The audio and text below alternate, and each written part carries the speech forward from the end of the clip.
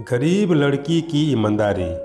गरीब लड़की की ईमानदारी में 16 साल की गरीब लड़की की कहानी है जो कि बड़ी दुकानों से फूल खरीदकर बेचती है और रामाकांत जी की कहानी दिखाई गई है। पंडित जी ने दुकान पर दिवाली पूजा का शाम में 7 बजे का मुहूर्त बताया है। तुम सारी तैयारी अभी से कर लो।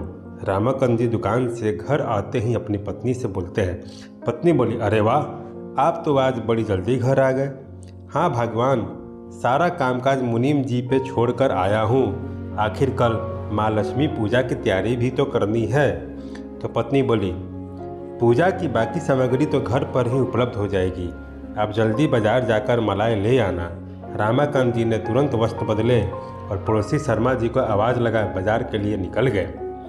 रामाकांत जी आज पैर बाजार की तरफ कैसे मोड़ लिए? भिन्न रास्ते की ओर बढ़ते देख शर्मा जी ने पूछा। रामाकांत जी बोले, बस कुछ मलाई खरीदनी है।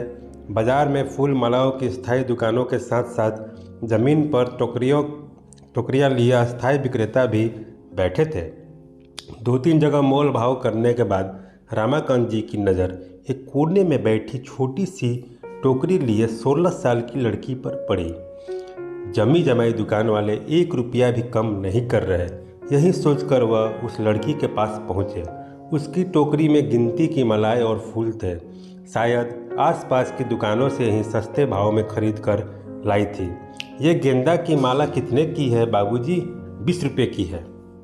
और गुलाब की माला 50 रुपये की है। रामाकांत जी ने बोला, इतना महंगा लगा रही है? देखती नहीं, ऐसी मलाई 10-10 रुपये में मिल रही है। सही लगा, सारी मलाई खरीद लूँगा। उन्होंने आंखों में बची हुई मालाओं को गिनते हुए कहा।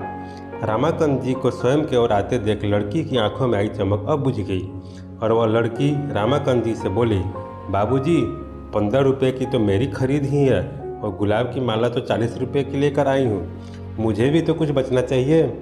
झूठ मत बोल, कहते हुए रामाकांत जी ने 15 गेंदा की मलाई और 3 गुलाब की मलाई खरीद ली और टोकरी में मात्र 2 गेंदा की और 1 गुलाब की माला ही शेष बची थी। तो लड़की बोली, बाबूजी ये 3 मालाएं भी ले लीजिए।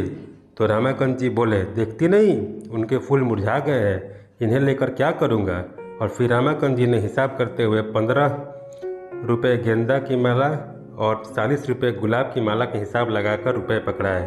वह कुछ देर इधर उधर देखती रही, फिर गहराते अंधेरे का आभास कर और किसी अन्य ग्राहक को ना आते देख भरे मन से मालाएं कागज में पैक करने लगी।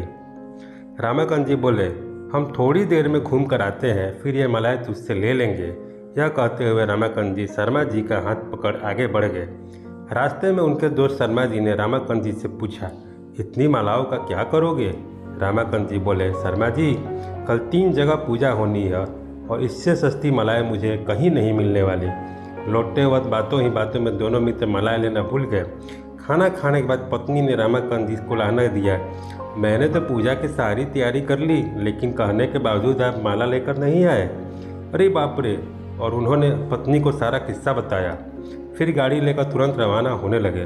रहने दो, अब तुम्हें वहाँ कौन मिलेगा, कल सुबह जल्दी मंदिर से माला खरीद लेंगे।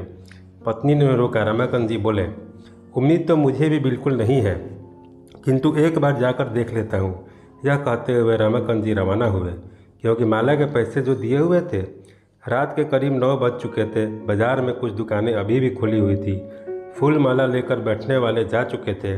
रामाकांत जी ने गाड़ी रोकी और उस अंधेरे कोने की ओर बढ़े जहाँ से उन्हें मालाएं खरीदी थी। वह लड़की अभी भी टोकरी लेकर वहीं बैठे थी और रामाकांत जी को देखते ही बोली, बाबूजी आप इतनी देर से आए हैं? आपको पता भी है मेरा घर कितनी दूर है? मेरी माँ घर पर भूखी होगी और पता है यहाँ पर पुलिस वालों और बदमाशों ने मुझे कितना परेशान किया। रामाकांत जी को देखते ही वह फूट पड़ी। रामाकांत जी बोले, मुझ पर चिल्ला रही हो? इतना ही था तो चली जाती। लड़की बोली, ऐसे कैसे चली जाती? आखिर आपकी अमानत मेरे पास थी। यह सुनकर रामाकांत जी स्तब्ध रह गए। कुछ क्षण बाद रामाकांत जी बोले, तो क्या हुआ? अगर मलाई ले भी जाती तो मुझे क्या फ़र्क पड़ता है? रामाकांत जी की बात सुनकर वह लड़की बोली, आपको फ़र्क नहीं पड़ता बाबूजी, पर हमें फ़र्क पड़ता है। अगर मैं आपको यहाँ पर ना मिलती तो क्या आप कभी सड़क पर बैठकर धंधा करने वाले हम जैसे छोटे लोगों का विश्वास करते हैं?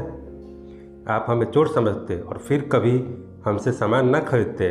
माँ ने सिखाया है कि ग्राहक का विश्वास ही हमारी सबसे बड़ी पूंजी है। रमाकांत जी बोले, अगर मैं रात भर नहीं आता तो? लड़की बोली, तो मैं घंटे भर और इंतज़ार करती और फिर आपके मनान से मंदिर में मालाएं चढ़ा देती। रमाकांत जी के शब्द अब कहीं खो गए थे। रमाकांत जी कुछ देर तक लड़की की ओर लगातार देखते रहे। फिर उन्होंने एक माला निकालकर लड़की के गले में डाल दी और हाथ में 500 का नोट पकड़ाया। फिर शेष मालाएं गाड़ी की डिक्की में रखी और उसका हाथ पकड़ सामने स्थित होटल में ले गए और खाना पैक करवाने का आदेश दिया। लड़की ने विरोध किया, लेकिन रमाकांत जी के आगे उसकी एक न चली। और चल, मैं तुझको घर तक छोड़कर आता हूँ। खाना पैक होते होते रमाकांत जी ने कहा। लड़की बोली, बाबूजी आप ये क्या कह रहे हैं? मैं अपने आप चली जाऊँगी। उसने फिर विरोध किया तो रमाकांत जी बोले, बेटा साक्षात लक्ष्मी को भोग लगा रहा हूँ, मना मत कर, मेरी लक्ष्मी पूजा तो आज ही होगी। दोस्तों, इस कहानी से हमें यह सीख मिलती है कि हम बड़े बड़े व्यापारियों के साथ छोटे छोटे व्यापारियों का भी ध्यान रखना चाहिए, क्योंकि वह धन संग्रह के लिए नहीं, पेट भरने के लिए कमाते हैं। यही है गरीब लड़की की ईमानदारी की कहानी। दोस्तों, आपको यह कहानी कैसी लगी हमें कमेंट करके ज़रूर बताएं और हमारे चैनल को लाइक एवं सब्सक्राइब ज़रूर करें। धन्यवाद।